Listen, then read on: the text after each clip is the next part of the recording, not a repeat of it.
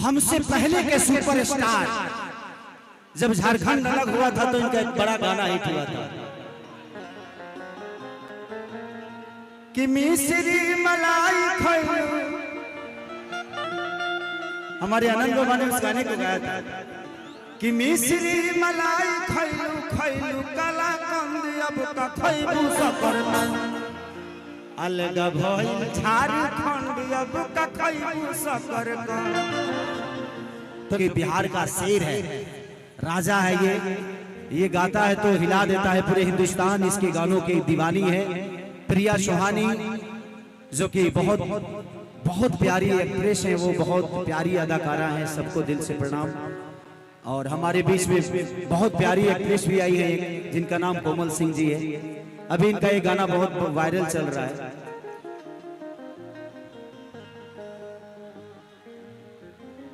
कि अब की जादू जी के झंडा तहरा लहंगा अजी करी बरियारी चाहे हो ही मारा मारी धके अखाड़ा में रगड़ी जवना थरिया में खैलू ओह में छेद कर देलू कि रोहित परेशान तहरा झूठ के कहरा से कि तोहर नाम भगिल हमरा से हम बदनाम तहरा से।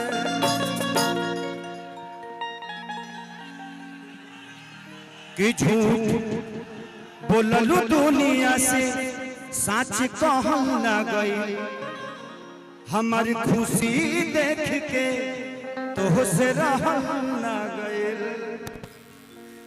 कि झूठ बोललू दुनिया से सच जेकरा के हम छू दिले वायरल हो जाला। तोरा समझ ले बच्ची की तेज ए बार से वायरल हो गई।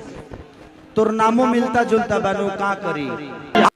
कि झूठ बोललू दुनिया से सच कहल ना गई हमारी खुशी देख के तो से रहल ना गई। कि रोहित परेशान तहरा झूठ के कहरा से तोहर नाम भजिल हमरा से हम बदनाम तहरा से। लागल बारी नीनी अब झुलता बलम हवा झुरु झुरु लागे।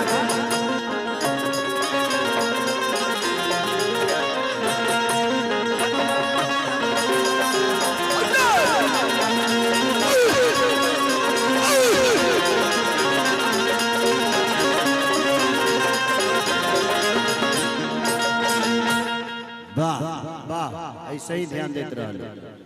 Thank you so much. Bus last भजन एगो और ओकरा बाद हमारे बहुत प्यारे हमारे गार्जियन हमारे गुरु हम सबके बड़े भाई पूरे इंडस्ट्री के चहेता हमसे पहले के सुपरस्टार जब झारखंड अलग हुआ था तो इनका एक बड़ा गाना हिट हुआ था कि मिश्री मलाई खैलू। हमारे आनंद बाबा ने उस गाने को गाया था कि मिश्री मलाई खैलू खैलू काला कंद अब का खैलू सकरकंद अलग भइल झारखंड अब का खैलू सकरकंद। तो लभी बाबा का प्यार अटूट है, ये हमारे बीच में है, हमारे लिए कम गर्व की बात नहीं।